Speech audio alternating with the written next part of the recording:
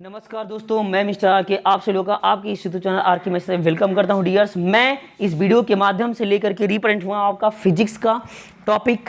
Clear है? तो हम इसमें पढ़ने वाले हैं, हम अपने पहले वीडियो में पढ़े थे क्या डियर्स, कि वैद्युत क्षेत्र तीव्रता की गणना करना किसी पॉइंट पे, ठीक है। लेकिन वो दो तरह से होती है, एक अक्षीय स्थिति में, एक निरक्षीय स्थिति में। तो हम पहले कंडीशन को पढ़ चुके हैं, हम इस वीडियो में पढ़ेंगे दूसरे कंडीशन को, यानी कि निरक्षीय स्थिति में स्थित किसी बिंदु पर वैद्युत क्षेत्र की तीव्रता की गणना करना है।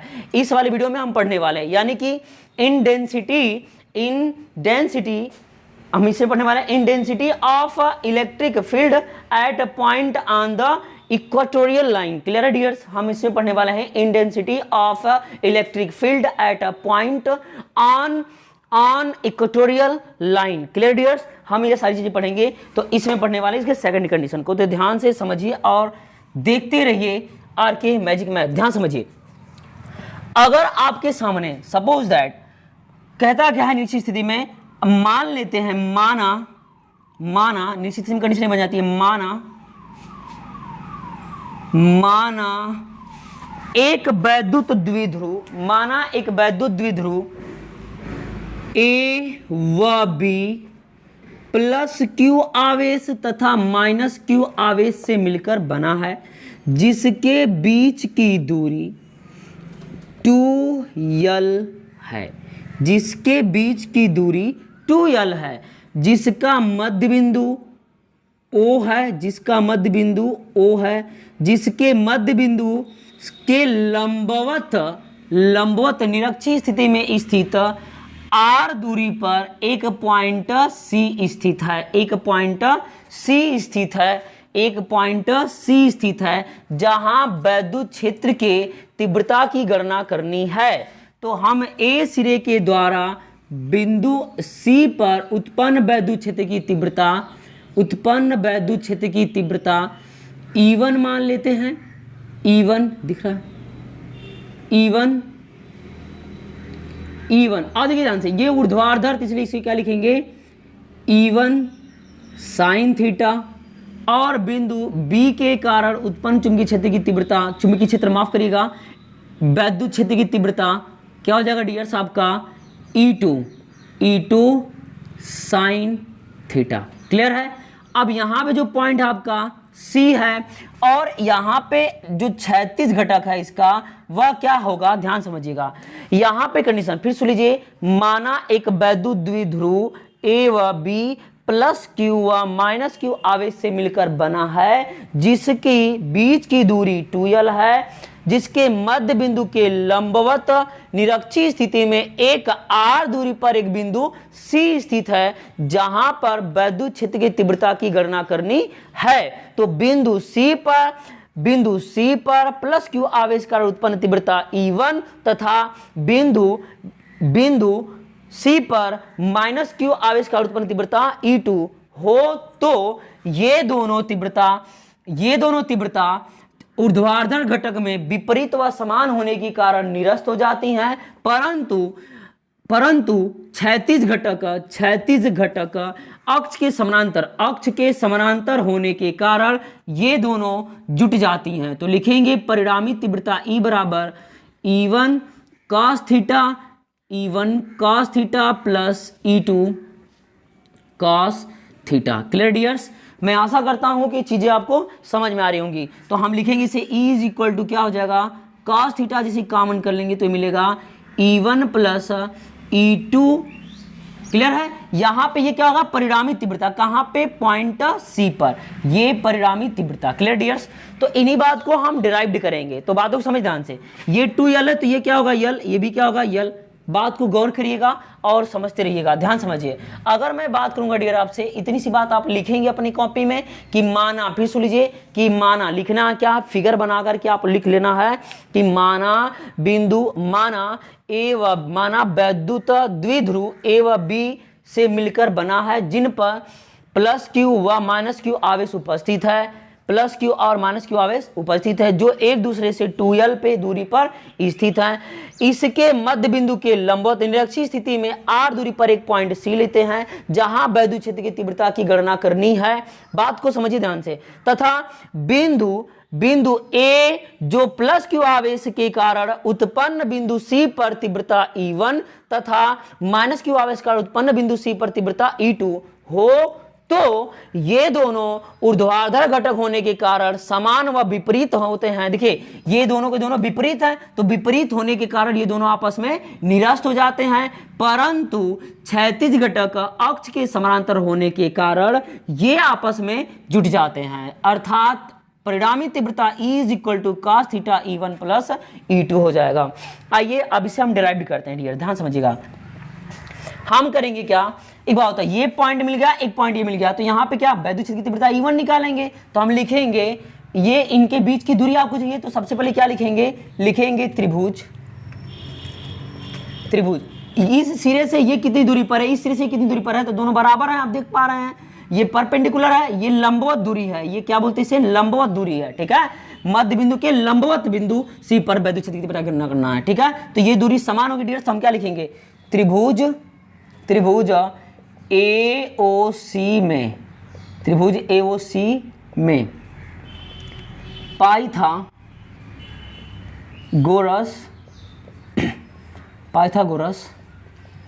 प्रमेय के अनुसार, पाइथागोरस प्रमेय के अनुसार क्या हो जाएगा डियर्स, अनुसार, पाइथागोरस प्रमेय के अनुसार। तो जब अनुसार चलेंगे तो क्या हो जाएगा डियर, ध्यान समझिएगा।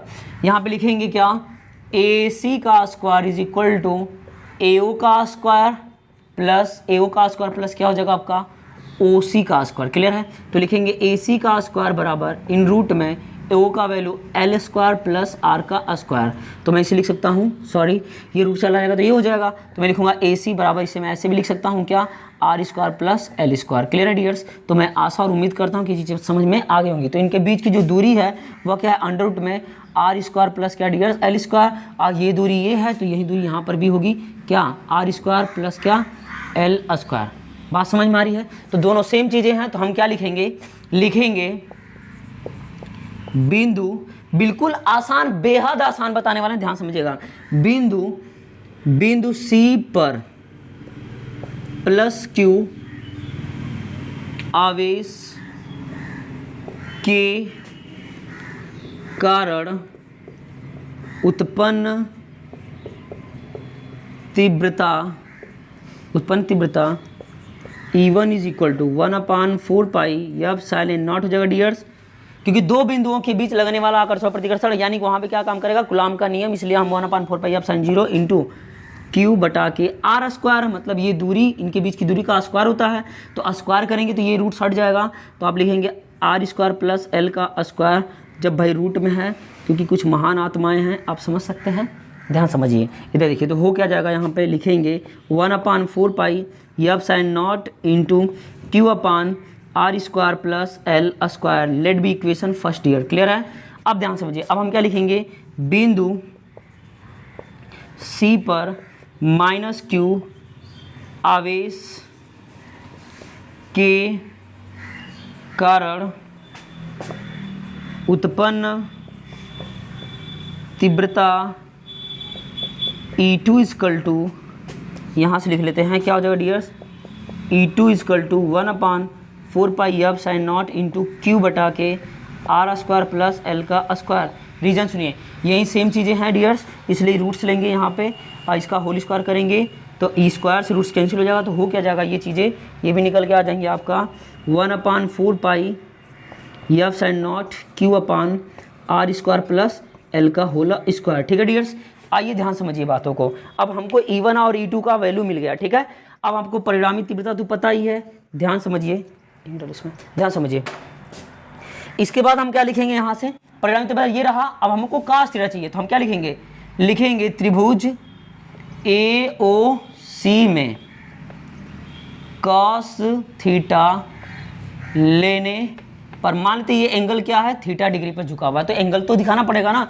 अगर ये एंगल डियर साहब का थीटा है, ध्यान समझिएगा, ये एंगल थीटा, ध्यान समझिए, ये एंगल क्या होगा आपका, थीटा होगा, ये एंगल थीटा, तभी तो साइन ऊर्ध्वाधर घटक क्या हो जाएगा, साइन थीटा हो जाएगा डियर्स। अगर हम यहाँ से भी लेंगे तो ये थीटा, क्लियर है ना, इसको भी थीटा मान लेंगे क्योंकि ध्यान समझिए ये लंबवत है और इसके बीच से जा रही, तो जो ये एंगल है ये एंगल है, दोनों आपस में क्या होंगे, बराबर होंगे, तो ये थीटा, तो ऊर्ध्वाधर घटक क्या बन जाएगा, ध्यान समझिए, ऊर्ध्वाधर घटक E2 sin थीटा, ये थीटा है, तो अब ध्यान समझिए ये थीटा, तो ये भी क्या होगा थीटा, अगर जैसे लेंगे तो ये भी थीटा बनेगा ना, तो यहाँ से चीजें बन जाएंगी क्या, E2 sin थीटा, और यहाँ से बनेगा E1 sin थीटा, और ये बनेगा तो क्षैतिज घटक लेंगे तो क्या हो जाएगा, E1 cos थीटा हो जाएगा। क्लियर है, तो यहाँ पे जब थीटा लेंगे तो ध्यान समझिए ये भी एंगल वही होगा, मतलब कि अगर दो समांतर लाइन को कोई अगर तिर्यक रेखा काटती है तो बने एंगल को एकांतर आपस में बराबर, तो ये कहाँ बनेगा, यहाँ पे एकांतर कोण, ये कोण आपस में क्या होगा, बराबर। देखिए ये इसके समानांतर है ना, तो ये तिर्यक रेखा इंटरसेक्ट कर रही है, तो ये एंगल इस एंगल की क्या हो जाएगा, इक्वल हो जाएगा डियर्स। तो मैं आशा और उम्मीद करता हूँ कि चीजें आपको समझ में आ रही होंगी। तो ध्यान समझिए जब cos थीटा लेंगे तो क्या हो जाएगा dears, cos theta is equal to, ये एक राइट ट्रायंगल बन रहा है, राइट ट्रायंगल। क्लियर डियर्स, तो क्या बनेगा, cos थीटा बराबर लंब बटा की कर्ण, सॉरी आधार बटा की कर्ण, आधार की वैल्यू क्या है यल, और कर्ण की वैल्यू क्या है इन रूट में R square plus L square. Clear है, अब हम क्या करेंगे, इन सारी वैल्यू को रख लेंगे, पुट कर लेते हैं यहाँ पे। देखिए अगर हम पुट करेंगे इसमें, किसमें, इसमें लिखेंगे अतः परिणामी तीव्रता, अतः परिणामी तीव्रता इज इक्वल टू, देखिए ध्यान से cos थीटा की वैल्यू क्या है, यल अपान अंडर रूट में R square plus L square इन ब्रैकेट में 1/4 pi epsilon not into Q upon R square plus L square. Reason सुनिए ध्यान से, E1 का मान चेक करिए, समीकरण 1 और इसको मान लीजिएगा आप समीकरण नंबर 2, तो हम क्या लिखेंगे, यहाँ लिख लीजिएगा, देखिए ध्यान से, फिर क्या हो जाएगा, प्लस है E2 का मान यही है 1/4 pi epsilon not into Q upon R square plus L का square, R square plus L square. Clear dears, ये चीज़ें बन जाएंगी, ध्यान समझिएगा।